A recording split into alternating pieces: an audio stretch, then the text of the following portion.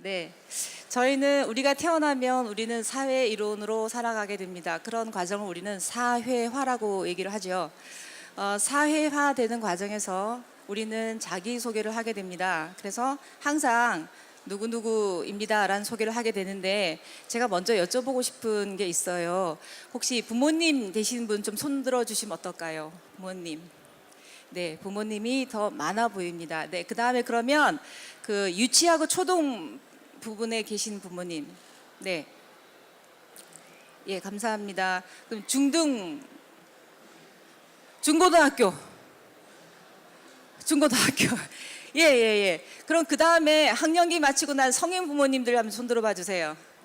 네, 바로 보이네요. 유치하고 초등부모님들이 굉장히 많이 오셨어요. 그러니까 제가 얘기를 할 때 저는 지금 우리 아이가 27살인데 전체를 대상으로 하면 어린 부모님들은 27살짜리 아이의 그 미래가 감히 상상이 안 돼요. 그죠? 그래서 그런 거를 대충 조절을 해야 될 것 같아서 제가 여쭤봤습니다. 감사합니다. 어쨌든 저희가 이렇게 청중이 많거나 아니면 많지 않다 하더라도 항상 어디 가면 제가 누굽니다 라고 소개를 하는데 여기 손을 들어주신 많은 분들께서는 어느 순간부터는 다른 사람 소개를 많이 하게 돼요. 그죠? 제가 얘가 눈치 없이 미리 떠버렸는데 누구 소개를 하겠어요. 우리의 어떤 그 특별한 자녀에 대한 소개를 많이 하게 되죠. 그죠? 예, 그런 부분은 공감하실 것 같습니다. 제가 이런 그림을 보여드리겠습니다. 아까 미리 제가 말씀드렸지만 27살 딸 이 작년에 그린 그림입니다. 이 그림은 지금 저희 부스에도 전시가 되어 있거든요. 맨 위에 것은 윗부분은 그 일러스트 컴퓨터로 그린 그림이고 아래는 유화예요. 이런 손으로 된 그림도 제가 지금 열심히 돌리고 있습니다. 뭔가 좀 보이지 않으시나요? 예, 제가 안 보이시죠? 네, 이런 것도 가능합니다. 상품화를 했거든요. 이렇게 돼 있어요. 여기 앞에 바로 나간 부스가 있더라고요. 그래서 이 옷을 만드신 분은 뇌병변 장애 자녀를 키우는 어머니께서 장애 의류라는 그 품목으로 아이템으로 사회적 기업 들어가신 분이에요. 제가 이번에 이제 코워킹을 하게 됐습니다. 이렇게 우리가 함께 모여 살아야 되지 않을까요? 이게 지금 뭔가 좀 오류네. 얘가 미리 뜨면 안 되는데. 아기 때 사진이에요. 아기 때 사진인데 저는 우리 아이가 약간 다르다는 거를 18개월 때 알게 됐어요. 그때는 말을 하지 않았기 때문에 시간이 지나면 말을 할 수 있겠지라고 생각을 했는데 어느 순간 이웃집에 있는 17개월 아들이, 딸이 아니라 아들이 엄마하고 엄마랑 눈 맞추면서 얘기를 하는 거 보면서 제가 이게 지금 기다려서 될 일이 아닐 거야라는 걸 알게 됐어요. 그러면서 상담을 받게 되면서 35개월부터 놀이 치료를 받으면서 특수교육을 받게 됐습니다. 그리고 이쁜 딸이 어느 날 갑자기 저를 이렇게 제가 서 있는 저를 이렇게 다리를 안고 저랑 아주 잠깐 눈을 맞추면서 엄마라고 불렀어요. 5살 5월 29일 날. 그리고 제가 한참 있다가 묻는 말에 대답한 것은 몇 살? 7살. 뭐 먹었어? 돈가스. 시간이 엄청 많이 흘렀어요. 그러다 보니까 자연의 학교는 1년 유예해서 9살에 들어가게 됐습니다. 이 딸내미의 현재 모습입니다. 감히 상상이 안 되죠. 어린 부모님들이 많이 오셨는데 제가 이런 얘기를 하면 너무 격세지감이다 라고 느낄 수 있을 거예요. 근데 보이지 않는 그 안에도 굉장히 많은 잠재력이 있기 때문에 그 어린 부모님들은 사실은 나를 받아들이기 힘든 시절이잖아요. 그래서 이 오티즘 엑스포라는 것이 가능성을 보여준다는 의미에서 굉장히 좋은 그 행사가 아니었는가 미리 이제 말씀을 드려봅니다. 저는 이런 주제를 얘기를 하게 될 것이고요. 먼저 우리가 지금 알고 있는 발달장애는 뭔가를 잠깐 얘기해 보면 여러분들이 병원에 가서 진단을 받을 때 그 복잡한 진단 기준을 제외하고 통상적으로 합의할 수 있는 정의는 뭘까? 결론은 이런 거잖아요. 사회적인 의사소통이 힘들고 그거에 인해서 상호작용이 있고 아이들이 환경 자극이나 스트레스에 굉장히 민감하죠. 그죠?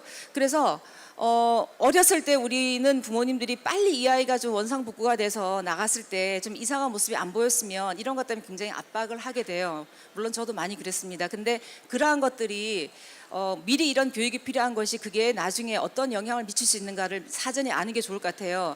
그렇게 억눌린 경우 우리 아이들이 사는 세상은 참 우리가 사는 세상보다 더 힘들어요. 더 힘든 아이들이 지내게 되면 결국은 그 문제가 언제 폭발하느냐 청소년기에 나오게 돼요.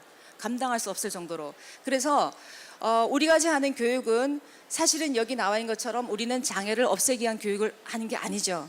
그죠? 그래서 일반 교육과 다른 것은 개별화 교육입니다. 그래서 제가 결국 드리고 있는 말씀은 우리가 사는 모든 교육 또는 치료의 목적은 결국은 우리가 함께 사회 구성원으로 살아갈 수 있도록 지원하는 데 초점을 맞추고 있다고 생각을 해요. 아니 엄마라는 사람이 무슨 저런 얘기를 막 하나 하시겠죠. 이제 얘기하다 보면 이런 말을 할 수가 있을 거예요. 자, 이 그림이 저는 여러분 이 자리에 서게 되는 굉장히 중요한 자료가 되는데 우리 딸이 여러분 모든 부모님들이 다 지금 그러시겠지만 우리 아이들이 받는 프로그램은 일주일에 4, 5개 보통 그죠? 제가 그 정도 됐거든요. 더 많을 수도 있고 아니면 더 적을 수도 있겠지만 그러면 엄마의 생활은 24시간 아이한테 묶여 있는 거죠. 그래서 저는 그때 이런 생각을 했어요. 내가 언제까지 이런 생활을 할 수 있을까? 그리고 이런 교육을 받지 않는 순간에 이 아이가 좀 혼자 할 수 있는 게 있으면 어떨까라는 생각을 했어요. 그렇지만 우리는 아이의 발달은 느리고 우리가 겪는 그 시간은 굉장히 지루하고 느리게 지나가잖아요. 그죠? 그래서 미리 말하자면 장애 자녀를 키우는 부모가 된다는 것은 결국은 이렇게 지루하게 지나가는 시간을 견뎌내는 사람, 견디면서 우리가 부모가 되는 것 같아요. 그래서 저는 이런 활동을 했는데 이게 사실은 한 2돌 정도 지나서 3돌 가까이쯤 됐을 때인 것 같아요. 우리가 철이 지나고 나면 사실은 달력은 그냥 버려지잖아요. 그 다음에 무슨 회사에서 나온 다이어리도 굉장히 많아요. 그래서 그런 다이어리를 앞에 놓고 우리 아이를 무릎에 앉혀놓고 손을 잡고 이제 그냥 긋기를 했어요. 뭐 동그라미, 세모, 네모. 시간은 어차피 가잖아요. 근데 그 뭔가라도 해야 되니까 그게 어떤 불안감의 표시일 수도 있는데 그런 동그라미를 그리게 되면 그 동그라미 안에 점을 찍으면 눈이 되잖아요. 그죠? 얼굴, 눈, 코, 입하고 그다음 팔, 다리를 그리고 팔, 다리를 그렸으면 그다음에 옷을 입히고 그다음에 액세서리도 할 수 있잖아요. 그리고 뭐 원피스를 입기도 하고 반바지 셔츠를 입기도 하고 그다음에 또 색칠도 할 수 있잖아요. 일종의 그러한 것에 대한 놀이였는데 어느 날 이런 그림을 그려놓은 걸 제가 봤어요. 그때 4살 때.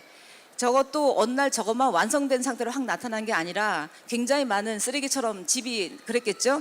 여기 나타났어요. 근데 저는 이게 어머니도 느끼시겠지만 저는 이게 정말 보물같이 느껴졌어요. 그래서 지금은 잘 보이지 않지만 약간 노랗게 돼 있거든요. 이거를 잘라서 제가 수첩에 넣어갖고 다녔습니다. 그러다가 어느 순간에 잃어버릴지도 모르겠다라고 생각해 스캔을 뜯었죠. 1년 지나고 나니까 한 줄이 2줄이 됐어요. 그래서 이 친구는 그림을 되게 좋아해서 이런 그림을 그리다 보니까 결론은 이제 위로 올라가야 되네. 제가 지금 긴장이 돼요. 그래서 이런 그림을 그리게 됐고 나중에 했고 어디까지 얘기했지?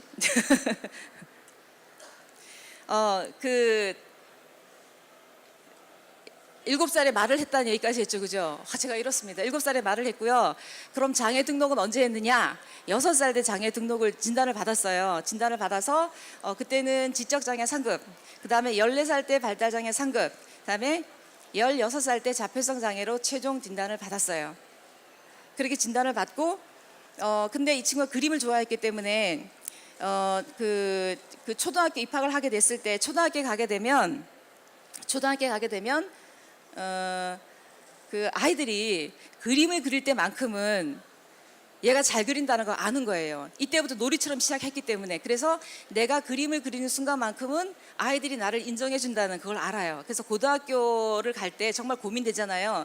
고등학교를 그렇다면 그림을 좋아하고 그림을 그릴 때만큼은 나의 자존감을 이 아이가 올라간다는 걸 제가 알았기 때문에 그러면 예술고등학교로 보내보면 될까라고 해서 한번 시도를 해봤는데 그 학교에서는 아직까지 입학생을 받아본 적이 없어서 그냥 보기 좋게 이제 거절을 당했어요. 물론 합법적인 방법으로. 그래서 선택하게 된 것이 지역에 있는 옛날에 저희 또래는 상업고등학교, 공업고등학교라고 했는데 지금은 그 학교들이 특성화고등학교죠. 특성화고등학교의 디지털 디자인과를 가게 된 거예요. 디지털 디자인과가 요즘 교육과정이 너무 괜찮고 근사합니다. 일러스트 포토샵을 배우고 자격증도 받았어요.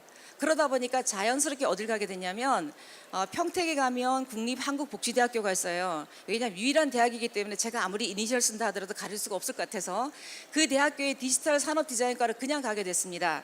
근데 가게 됐으면 이 짧은 시간에 자세하게는 얘기하지 못하지만 그림으로 나름대로 재능이 있다고 생각했기 때문에 제가 대학교 3학년 때 교수님께 졸업하고 갈 수 있는 곳이 있을까요? 라고 여쭤봤을 때 교수님께서 뭐라 그러셨냐면 장애인으로서 보호받고 자랐잖아요.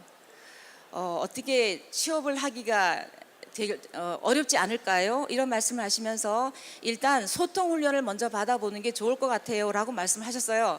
그래서 그러면 소통 훈련을 받으면 괜찮아질까요? 그분이 그렇게 말씀하시면서 글쎄요 뭐 되지 않을까요? 그러면 그런 교육을 하는 기관을 알고 계십니까? 그거는 잘 모르겠습니다 라는 대답이 나온 거죠. 그래서 그러면 그 다음에 어떻게 제가 해야겠어요? 교수님이 물론 강의를 하고 여러분도 만약에 종사자이신 분들이 학교에서 만난다고 하면 종사자나 교사가 알 수 있는, 교수가 한 아이를 알 수 있는 정보는 제한이 돼 있어요. 그리고 우리가 취업을 할 때는 이력서를 쓰게 됩니다. 근데 이력서 양식은 사실 텍스트로 들어가는데 발달 장애가 있는 아이를 이력서로 표시한다면 그 아이의 재능, 그 아이의 역량을 얼마만큼 우리가 표현할 수 있겠냔 말이에요. 그래서 제가 작업을 했어요. 생애 포트폴리오를 만들었습니다. 포트폴리오라는 건 사실 우리는 작업 모음집이라고 얘기하는데 저는 이 라이프, 삶 자체를 다 포트폴리오로 만들어 버린 거예요. 왜 그러냐면 제가 아까 말씀드렸던 것처럼 이력서로 알 수 있는 건 한계가 있거든요. 그러면 이 아이가 얼마나 열심히 살았는가, 얼마나 여러분들이 생각하는 장애를 극복하기 위해서 열심히 살아왔는지, 그리고 우리가 사회 적응이라는 그 이름하에 얼마나 많은 체험을 했는가를 보여줄 필요가 있다라고 생각을 했죠. 그래서 제가 이 포트폴리오를 만들었습니다. 그렇게 사용했어요.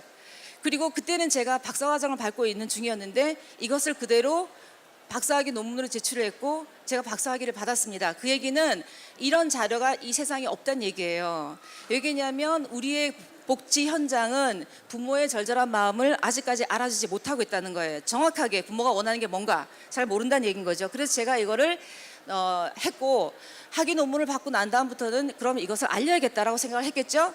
그래서 어떻게 하면 가장 효과적으로 알릴 건가를 생각했을 거 아니에요. 그래서 사회적 기업을 들어갔습니다. 사회적 기업 육성 사업까지 들어갔어요. 물론 사회적 기업이 계속 이제 진전해 나가려면 돈도 벌어야 되고 고용도 해야 되는데 저는 그게 안 돼요. 단지 뭐냐면 이거는 사회적 서비스 제공, 사회적 가치 창출이라는 이름으로 들어갔기 때문에 육성 사업에 들어가서 법인까지만 만들었어요. 그래서 주식회사 안정이 됐습니다. 그리고 그 다음번에 한 것은 가장 효과적인 홍보가 뭘까? 책을 만들었죠. 논문으로 썼던 내용을 책으로 썼습니다. 이 책을 쓰고 나니까 가장 홍보는 책인 것 같아요. 책. 자, 그래서 제가 지금 하고 있는 얘기는 여러분들이 들어보시면서 이게 지금 이 생애 포트폴리오가 당사자와 가족에게 교육이나 복지 현장에서 커뮤니티 케어에서 이게 어떤 의미가 있는가를 한번 생각을 해 보셨으면 좋을 것 같아요. 자, 보통 우리가 부모가 되고 어디 가서 교육을 받게 되면 지금은 어린 부모님들이 상당수 거의 다 계시지만 보통 듣는 말이 자녀에게 장애가 있으니까 미래 설계를 하세요. 아니면 평생 계획을 세우세요. 생애 주기별 지원 계획을 세우세요 라고 얘기하는데 구체적인 방법론에 대해서는 제시가 되지 않았어요. 그러면 이걸 어떻게 해야 되냐는 거죠. 근데 여러분도 혹시 자신의 계획은 세우고 계시나요? 우리는 독립된 개인으로서 자립생활이 충분히 가능한 개인이잖아요. 근데 저는 저의 평생 계획 세우지도 않았지만 내가 세운다 하더라도 계획대로 내가 살 수 있을 것 같지는 않아요. 그죠? 자, 그런데 우리 자녀의 계획을 어떻게 세우겠냐죠. 그렇지만 자녀의 계획은 지금 세울 수밖에 없는 상황인 거잖아요. 맞죠? 자, 그러면은 자, 적어도 우리가 계획을 세운다는 것은 미래에 관한 내용인데 미래는 지금 모르잖아요. 그럼 미래를 알려면 뭘 알아야 될까요? 우리의 현재를 알아야 돼요. 우리는 지금 시간을 살고 있는 사람들인데 시간이란 것은 과거와 현재와 미래가 분절되어 있는 게 아니에요. 연결되어 있죠. 그죠? 그러면 미래를 알기 위해서 우리는 현재를 알아야 되는데 사실은 우리 자녀의 현재도 우리 잘 몰라요. 그죠? 그럼 이 현재를 알기 위해서 뭘 알아야 될까? 지나간 과거를 알아야 되는 거죠. 자, 그래서 이 생애 포트폴리오를 어떻게 하면 효과적으로 전달할까 제가 무지 고민을 했어요. 그래서 이런 걸 만들어 봤는데 자, 여러분들은 이 원이 몇 개쯤으로 보이십니까? 몇 개쯤? 야, 대략 20개. 20개 맞아요. 20개인데 이 동그라미 하나를 여러분이 데이터라고 생각해 보세요. 자료, 데이터라고 생각해 보세요. 자, 지금은 이 20개가 무분별하게 나와 있어서 도대체 저게 무슨 말일까라고 하겠지만 이것을 일정한 기준으로 나누어서 딱 배열을 하게 되면 이런 모습이 되죠. 그러면 명확하게 알 수 있지 않나요?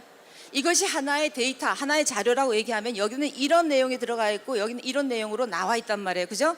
그러면 이런 내용 각자는 뭘 가지게 될까요? 하나의 정보를 가지게 되는 거죠. 이런 것들이 정보로, 그죠? 자, 이렇게 되어 있던 이 무질서한 이곳에서 이것을 일정한 기준을 정해서 배열을 하면 이런 모습이 된단 말이에요. 그러면은 이것이 정보였다라고 하면 이 정보는 이런 식으로 뭔가 메시지를 주게 되겠죠.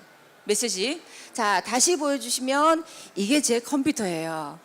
제 컴퓨터에 보면 여기 사진이라고 되어 있죠. 나머지는 제 거기 때문에 제가 막 그 해상도를 떨어뜨려 놨거든요. 모자이크 처리해서. 사진 폴더인데 이 사진에는 무수하게 많은 폴더가 있고 여기에는 어마어마한 사료가 있습니다. 저만 그렇지 않죠. 여러분 컴퓨터도 그렇죠. 근데 요즘은 어디에도 있습니까? 스마트폰에도 있잖아요. 그죠? 이 자료가 많은데 이것이 하나의 데이터라고 하면 이걸로서는 아무런 정보를 전해주지 못해요. 자, 저는 지금 미리 말했지만 자녀의 기록, 자녀의 생애 포트폴리오를 만드세요라는 얘기를 하고 있으면 그러면 이렇게 많은 자료에서 그 다음 뭘 해야 되느냐? 여러분 자녀와 관계된 모든 자료를 다 끄집어내는 거예요. 자료와 관계된 자료를 다 끄집어내서 아까 말했던 것처럼 일정한 기준을 만들어서 그 기준별로 자료를 모으는 거죠. 자, 이 페이지는 제가 만든 그 새 아담, 세상의 아이들을 담아내다는 새 아담을 검색하면 나오는데 그 페이지에 가면 이 포트폴리오가 공개가 되어 있어요.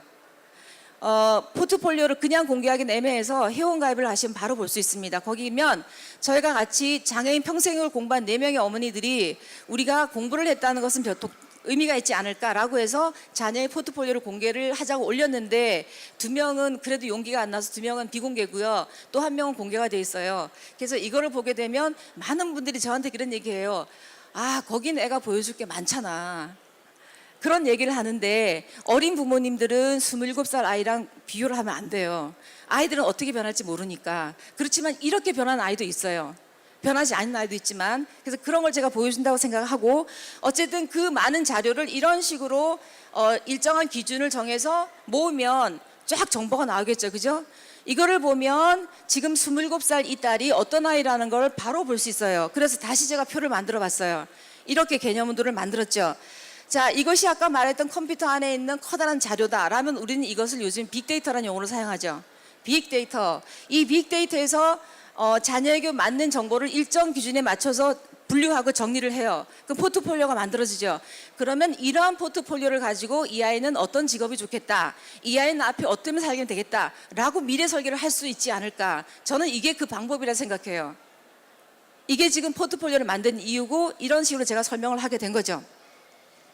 자, 그러면 이 포트폴리오를 제가 사진으로 만들었는데 사진을 하나 보여드릴게요. 도대체 사진이 어떤 의미인가? 자, 저희는 이런 사진을 안 찍었는데 요즘 이런 사진 많이 찍으시잖아요. 우리 아이를 임신했을 때. 이분은 애니왕이라는 그 사진작가인데 대만에 있는 사진작가예요. 이 대만에 있는 사진작가는 요 배에다가 글씨가 잘 안 보이시죠? My baby. My baby라고 썼어요. 이런 사진을 찍고 자, 그 다음에 이런 작업을 한 거예요. 그 사진을 배경에 놓고 앞에서 찍어요. 그 다음에 또 그 사진을 놓고 찍어요. 3장 겹쳤죠? 맨 뒤에 있고 앞에 있고 겹쳤죠? 그 작업을 또 합니다. 맨 뒤에 있죠? 또 그 작업을 하고 이 작업을 하는데 이때는 키가 똑같아. 아직은 아니네. 키가 똑같아졌죠, 그죠? 이게 마지막 작업이래요. 이걸 몇 년 동안, 17년 동안 했대요. 여러분, 이 사진을 찍는데 어마어마한 기술이 들어갔을까요? 기술 없죠, 그죠? 그냥 찍어요. 이 작품을 하는 것은 그렇지만 이 작품은 걸작이죠. 왜 걸작이겠어요? 이 사진에는 정성이 들어가 있죠. 부모의 사랑이 들어가 있죠. 그리고 어떤 작품? 일관된 작품이죠. 그리고 지속적인 작품이에요. 이거 하나만으로도 걸작이죠. 저 부스에는 지금 제가 만든 27년짜리 그 포트폴리오가 있는데 그거 하나만 해도 어마어마한 재산인데 여러분들이 그거를 만들 수가 있어요. 자, 이거는 지금 장애인 등록 현황을 제가 대충 만들어 봤는데 우리 뭐 이미 여기 계신 분들 알겠지만 발달장애인 전 인구의 0.4%밖에 되지 않습니다. 그죠? 0.4%밖에 되지 않는데 아이들이 자라는 모습을 저희가 이렇게 3단계로 나눠 본다고 하면 아까 우리의 교육은 목표가 뭐라 그랬죠? 지원에 중점을 둬야 된다고 했잖아요. 그죠? 그렇다고 하면 우리 아이의 평생을 보면 이 생애 주기별로 이렇게 많은 지원자들이 들어와요. 다 지원을 위한 시스템이죠. 그죠? 그렇다고 생각하면 사실은 이런 지원을 받는 당사자가 주인공이 아닌가. 근데 정말 우리가 주인공으로 느껴지는가. 이건 좀 생각해 볼 일인 것 같아요. 자, 다시 이걸 어떻게 보냐면 제가 하나의 평생으로 그려볼게요. 그려보면 지금까지 있었던 제가 느끼는 교육은 주로 어디에 집중해 있었냐? 학령기에 거의 다 집중이 돼 있었다는 거죠. 모든 자원이. 그리고 지금 우리가 여기 교육 받으시는 분도 아까 제가 손들어 표시해 달라고 했을 때도 어디 많이 계셨죠? 위치 초등 부분이 많이 계셨잖아요. 그죠? 근데 이 부분에 집중해 있는데 정말 유치나 초등학교 아니면 학령기에는 교사가 상당 부분을 지원해 주기 때문에 오히려 그때는 부모님 고민만 하고 실제로 할 수 있는 건 없어요. 정말 고민되는 건 언제냐? 성인기인데 어마어마하게 길죠. 이런 성인기를 고민하고 이런 변화가 있어야 된다라는 그 목적 때문에 사실은 이 오티즘 엑스포도 있다고 생각을 해요. 제가 하는 자료도 결국 여기에 관점을 둔 것이고요. 그래서 제가 얘기하는 것은 이러한 복지, 아이들이 살아가는 곳에 지원은 특수교육이 있고 장애인 평생교육이 있고 장애인 복지가 있는데 이러한 걸 연결하려면 결국은 이 서비스 이용자 중심의 뭔가 기록 시스템이 있어야 되지 않을까라는 얘기를 제가 하고 있죠. 저는 지금 사적인 영역에서 기록 시스템을 얘기하고 있는데 사실은 공적인 영역에서 이건 아직 안 되어 있어요. 자, 그러면 볼까요? 우리가 지금 제일 먼저 접하는 법이 장특법인데 장특법에 가면 IP라는 그 기록이 하나 필요하죠. 그 다음에 발달장애인 권리지원법에 의하면 ISP라고 개인별 지원계획 수립해서 이런 계획이 필요하다고 얘기를 해요. 자, 그 다음에 또 우리 만드는 것은 평생교육법에 의해서 만들어진 국가장애인 평생교육이 이제 시작이 되고 있죠. 자, 이것도 우리 장애 성인들을 위한 시스템이고 또 하나 들어온다고 하면 자, 작년에 이런 발표가 있었죠. 발달장애인 주기별 종합대책이 있었는데 그러면 이러한 서비스를 제대로 우리가 이용하고 제대로 제공하기 위해서도 아이들의 교육은 필요하지 않을까? 자, 그러면 이것은 나 혼자만의 주장일까? 이미 이런 거에 생각은 누구나 다 하고 있어요. 자, 학교 밖을 넘는 특수교육을 위하여라는 것이 2016년에 있었는데 이 내용을 보니까 이런 내용들이 있더라고요. 어떤 기록 시스템이 필요한 것 같아요라는 얘기는 이미 제기되고 있어요. 자, 또 다른 곳에 가게 되면 국립특수교육원에 가면 홈페이지 가시면 양육 길라잡이가 있는데 그 페이지에 216쪽을 제가 표시해 놨거든요. 이 페이지에 보면 이런 내용들이 있어요. 다 지원해 간 내용이 있고 장애 자녀를 위한 평생 설계 포트폴리오를 만드는 게 좋습니다라는 얘기가 있어요. 근데 그거에 대한 방법적인 얘기는 없죠. 제가 여기에 2016년 11월 30일이라고 날짜를 붙인 이유는 뭘까요? 저는 논문을 2016년 8월 달에 받았어요. 8월 달에 저는 생애 포트폴리오가 필요하다라는 걸 이제 깨알같이 얘기합니다. 이 책은 그 이후에 나왔다고. 네. 자, 이거는 지금 우리 아이가 초등학교 가기 전에 지금 유치나 초등 부모님들이 많이 계시기 때문에 유치부 어머니들이 지금 현재 맞이한 상황은 뭘까요? 치료나 교육을 받기 위해서 어마어마한 상담을 많이 받잖아요. 근데 상담 몇 번 받다 보면 그 내용이 그다지 변하지 않는다는 걸 알고 계시죠? 그죠? 근데 나중에 보면은 똑같은 얘기 또 해야 돼요. 지겨워져요. 그렇지만 그건 필요하겠죠. 그죠? 그러면 적어도 그냥 가시지 마시고 그냥 가시지 마시고 요런 정도의 기록이라도 가져가시면 교사가 어떤 교육을 하기 위해서는 상담하는 이유는 어떤 지원을 해주기 위한 거잖아요. 교사가 알고 싶은 정보가 있는 거, 이 아이 상황이 뭔지. 그러면은 요 짧은 정도의 교육 기록 정도만이어도 좋지 않을까. 물론 제 부스에는 제가 지금 그 어마어마한 기록을 다 공개하고 있고 그걸 안내해 드리고 있습니다. 자, 이 내용은 뭐냐? 제가 인천에 있는 지금 유치 초등 부모님은 감히 상상이 안 되시겠지만 인천에 있는 시설장을 만났어요. 그 시설에는 20명의 이용자들이 살고 계시고요. 4명의 그 종사자들이 계십니다. 그래서 제가 그분한테 여쭤봤죠. 여기 계시는 이용인들은 연세가 어떻게 되시나요? 40, 50대. 그러면 또 질문하죠. 부모님이 살아 계시나요? 안 계신 분이 거의 대부분이세요. 그러면 이들이 어떻게 살았는지 알 수 있는 만한 자료가 있으신가요? 없어요. 그분이 하신 얘기예요. 단 한 장의 사진만이라도 있다면 기억, 추억, 이야기가 있을 텐데 이게 다 우리의 미래 얘기가 될 수 있는 거잖아요. 자, 그리고 또 하나 기쁨이 싹트는 나무라는 기관이 있어요. 금천구에 있는데 이 기관도 똑같은 고민을 하고 있어요. 이분들이 얘기할 때는 뭐냐? 여기는 지금 지역에 있는 생활시설, 그룹홈 생활시설인데 거기 계신 분들은 거기는 이용자가 A라는 시설에 있다가 B라는 시설로 이동할 수가 있잖아요. 그러면은 여기 함께 지냈던 추억을 같이 저쪽으로 전달해 줄 수 없는 게 굉장히 안타깝다라는 얘기를 하신대요. 그래서 이쪽에서는 어떤 일을 하냐면 1년에 4번 계절마다 여행을 해요. 그리고 아주 꼼꼼하게 사진 작업을 해요. 그리고는 1년에 여행 갔던 것을 하나의 내용으로 책을 만들어요. 여기 지금 1년 동안의 작업인데 세이세이 에세이가 6번째 책까지 나왔거든요. 이 책 안에는 우리 딸과 제가 같이 여행했던 내용도 들어가 있어요. 저는 이 기간을 학교를 나와서 사회복지사 과정을 공부하면서 사회복지사 공부를 하게 되면 실습을 해야 돼요. 이 기간에 실습을 하게 됐거든요. 그때 만나게 됐고 지금 현재 이곳은 7번째 책 작업을 하고 있어요. 자, 또 한 곳을 얘기하자면 경기도 포천에 있는 그 곳인데 여기는 시설이에요. 즈문해라는 곳인데 즈문해 해사리 카페를 검색하면 다음에서 그러니까 검색이 돼요. 거기는 제가 만났던 곳 중에서 그나마 가장 최신의 방법으로 자료 관리를 하고 있었죠. 페이퍼 작업을 하나도 하지 않고 있었어요. 여기에 지금 제가 모자이크 처리를 해놨는데 이 안에 들어가면 다 당사자 이름이 있고요.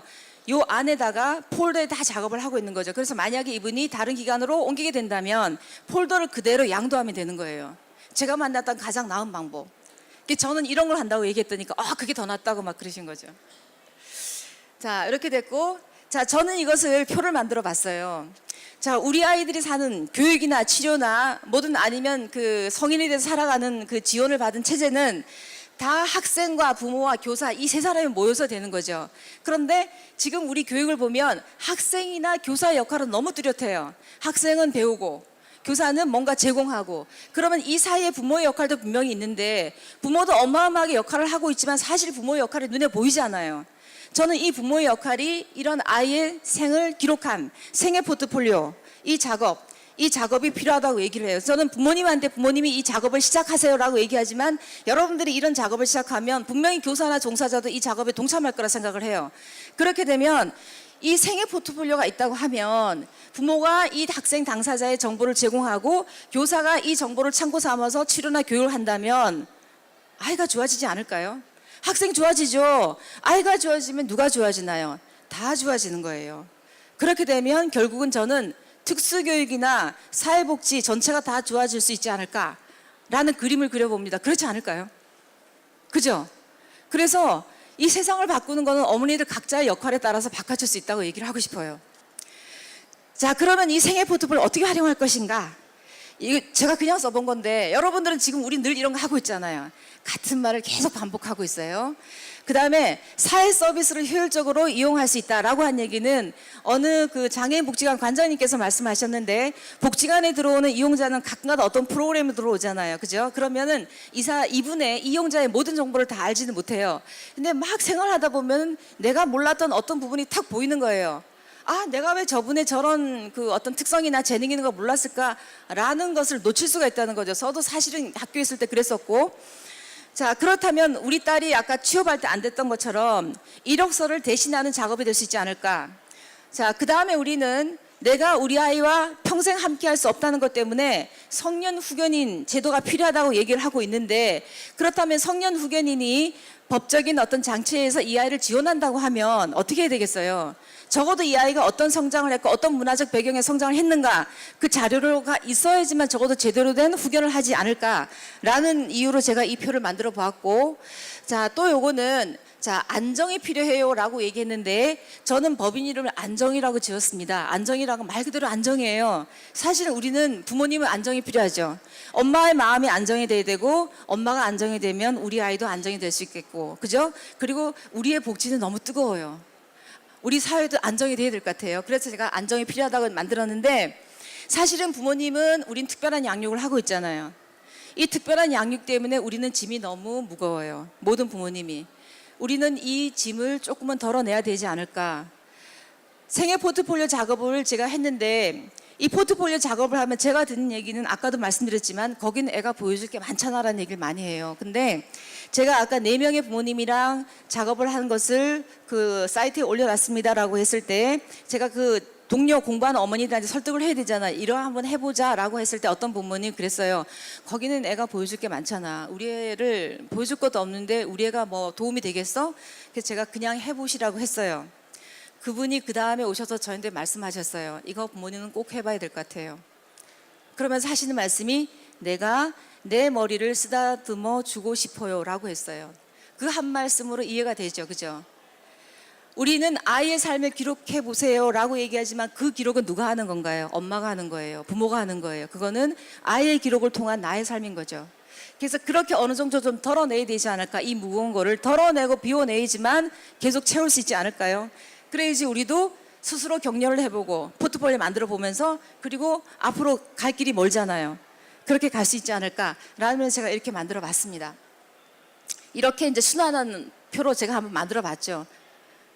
이렇게 만들어 봤습니다. 자, 저는 그래서 안정이라는 이름을 만들었지만 이 새아담이라는 것은 하나의 포트폴리오를 알기 위한 사업명으로, 저도 왜 안정이 들어왔는지 새아담이 들어왔는지 저도 헷갈려요. 어쨌든 둘 다 지금 제가 하고 있는 거고 이런 일을 하고 있고요. 요거는 제가 아까 그 사이트를 만들었다고 했는데 그 사이트에 가면 4명의 친구들이 있습니다. 이 친구들이 있는데 이 2명은 비공개, 이 2명은 공개. 단 여러분들이 회원가입을 하시고 로그인을 하셔야지만 볼 수가 있어요. 그리고 그 외 자료도 옮기고 있는데 제가 지금 이러한 작업을 자조 모임을 통해서 직접 만드는 작업을 하고 있거든요. 그러면 부모님들께서 제가 쫙 보여주면 저는 그거 작심하고 만든 거잖아요. 어디부터 시작해야 될지를 잘 모르세요. 그래서 제가 일단 생애 연대표를 하나 만들어 보세요 라고 제가 만들었던 표를 제가 이렇게 드립니다.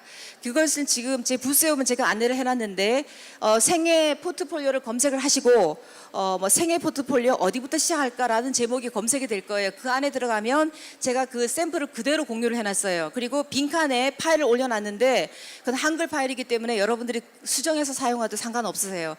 그렇게 일단 만들어 보시면 뭔가 우리 아이 삶이 보여요. 그런 다음에 그 다음에 사진 작업을 들어가면 되지 않을까. 우리는 지금 제가 아까 빅데이터라는 얘기를 했는데 이미 우리는 빅데이터의 시대에 들어와 있잖아요. 그리고 AI가 인간을 대신한 시대에 와 있죠. 그죠? 그리고 대한민국은 세계 유명한 IT 강국이 아닙니까? 그죠? 그런데 사실은 우리는 어디 가나 엄마 입장에서는 우리 아이가 이런 아이라고 늘 우리 아이를 설명하고 다녀요. 그렇다면 이러한 것이 그런 기술적인 것으로 같이 포트폴리오를 연결하면 뭐가 되지 않을까? 그죠? 그러면 좋을 것 같죠? 그게 제가 사회적 기업에 들어간 미션이에요. 그래서 그 작업을 하고 있는데 저는 그 작업이 올해 연말 지나기 전에 완성되기를 바랍니다. 그러면 여러분들이 자유롭게 포트폴리오를 만들고 필요에 따라서 여러분 우리가 밴드를 만들어서 필요한 부분을 공유하고 하듯이 그렇게 되면 우리 삶이 좀 더 가벼워지고 뭔가 이 좀 변화가 생기지 않을까라는 생각으로 제가 이 자리에 서서 이 말씀을 드렸습니다. 저는 여기까지 발표를 하고 시간이 남아 있다면 질문을 받아도 될까요?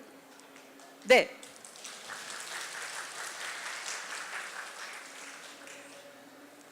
네. 질문 저기 있어요. 저는 강의 잘 들었습니다. 네. 되게 인상 깊었고요. 근데 제가 생각하기에는 지금 말씀하신 부분들이 네. 예를 들자면 임산부를 기준으로 보는 그 산모 수첩이 있거든요, 국가에서. 네.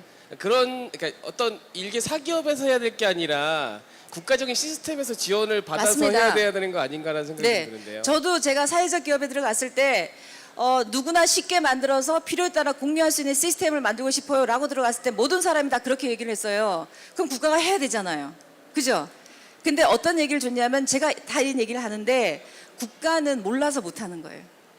그리고 복지가 특히 그렇다고 얘기했는데 복지는 모든 게 다 새롭게 나오는 거죠. 근데 국가에서 만들어야 되는 거는 이미 국가의 모든 정책은 제가 들은 바대로 그대로 전달할게요. 근데 이게 맞는 말인 것 같긴 해요. 국가의 모든 정책은 이미 나와 있던 걸 예산을 지원받아서 하는 거잖아요. 그러면 사업 계획을 내고 예산을 내려면 이미 없었던 걸 가지고 사업 계획을 낼 수가 없잖아요. 제가 그렇게 들었거든요.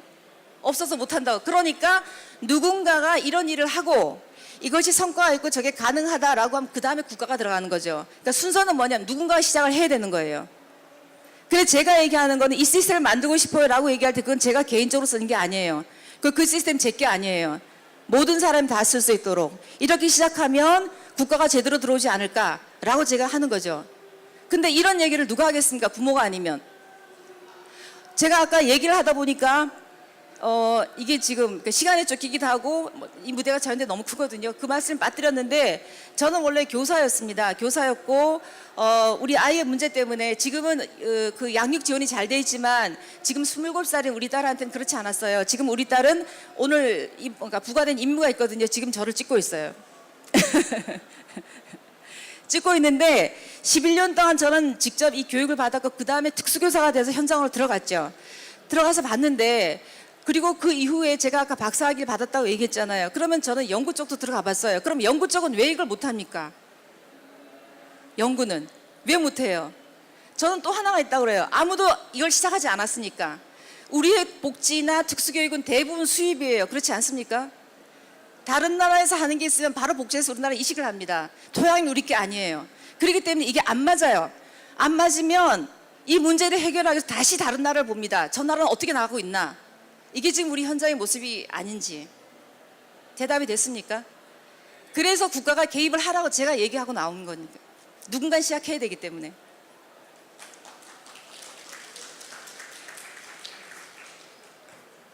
네.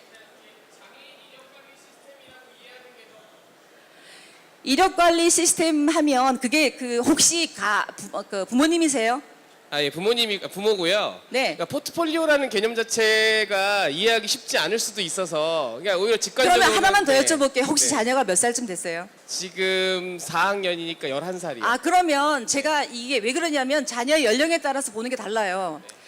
제가 이 사이트를 만들어 놓으니까 거기에 부모님들이 댓글을 다시는데 어린 부모님들은 뭐냐면 나의 얘기가 공유되는 게 싫어요. 노출되는 게. 저도 그 과정을 겪었거든요. 내 얘기 안 하고 싶어요. 누가 우리 아이 아는 거 싫고 우리 가정 삶 아는 게 싫고. 근데 어떤 문제가 생기냐면 20대가 넘어가고요. 20대 중반에 성인기에 접어들게 되면 부모의 나이는 50대가 넘어요. 부모들은 조급해요. 그래서 제가 말씀드리는 게 아까 이 자녀의 연령층이 어떻게 됩니까? 라고 여쭤본 거죠. 이 연령에 따라서 보는 게 다 달라요. 그러니까 포트폴리오를 짠다고 하면 뭔가 이게 그 취업 목적이라든가 이런 생각이 먼저 든다고 저는 느꼈거든요. 네, 그래서 네. 그 교수님 말씀하시는 자, 것 자체가 네. 좀 이해가 안 됐고. 그러면 네. 이제 아까 저쪽 부분에 지금 취업과 관련된 그 기관들이 많이 나와 있는데 제가 한 기관을 얘기 들려면 어제 이제 그분이 그런 질문 하시더라고요. 어떤 일을, 그러니까 심심하다고 제가 뭐 하냐고 묻는 거예요. 그래서 거기는 어떤 일을 하세요? 하니까 발달장애인의 지속 가능한 일자리를 창출한다 그러시더라고요. 그래서 제가 여쭤봤어요. 베이스가 어떻게 되시냐? 전공이 무엇이냐? 공대를 나오셨대요. 그 일을 하신 지 얼마나 됐어요? 1년이 채 안 됐대요. 부모님들 다 이해하시죠? 그런 상황이라고요. 일자리가 만들어지면 아이들 다 들어갈 수 있는 게 아니라고요. 이 디테일이 너무 많아요. 그래서 요즘 우리가 유흥복합 사회라고 한다면 유흥복합 사회 최상 위에 있는 것은 저는 장애인 복지라고 생각이 돼요. 너무 요인이 많아요.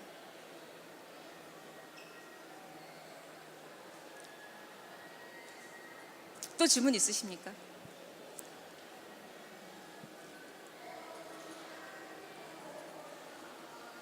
그리고 이제 더 한마디 한다면 아까 그 일자리 사업을 많이 얘기하고 있는데 우리가 일자리도 물론 그 장애 유형에 따라서 장애 정도에 따라서 우리가 들어가야 될 지원이 유용하게 다 들어가야겠지만 우리가 어떤 4대 보험이 되고 혼자 독립적으로 막 갈 수 있는 그런 아이들 아까 제가 말씀드렸을 때 우리가 발달장애 인구는 0.4%밖에 된다 그러지 않았잖아요. 한 해 동안 고등학교하고 특수교육과를 졸업하는 친구들 고등학교 과정 학년기를 마치고 사회에 들어오는 학생들의 숫자는 9,000명에서 10,000명 가까이 됩니다. 9,000에서 10,000명 가까이 되는데 그중에 취업하는 인구는 2,000명. 이 채 되지 않아요. 2,000명이. 그 2,000명이라는 통계는 4대 보험을 기준으로 하고 있거든요. 근데 그 친구들이 또 얼마나 유지하는가 그 다음 문제이고 그러면은 취업이 안 되고 그 다음에 어떤 진학도 안 되는 친구들이 그 9,000에서 10,000명 중에서 4,000 몇 명이 가까이 되거든요. 그 4,000 몇 명이 결국 어디로 가냐는 거죠. 우리가 말한 평생교육 아니면 장애인 복지관에서 계속 받게 되잖아요. 그리고 제가 아까 말했던 그런 어떤 시설 같은 경우도 물론 우리 딸도 거기서 예외가 될 수 있다고 저는 그러니까 예외가 아니라고 생각을 해요. 그러니까 그런 것이 우리가 지금 가지고 있는 부모가 짊어져야 될 것들인 거죠. 더 없습니까? 네. 여기서 바로 정면으로 딱 보이거든요. 더 필요하시면 네, 생애 포트폴리오가 보입니다. 그리러 오시면 되겠습니다. 감사합니다.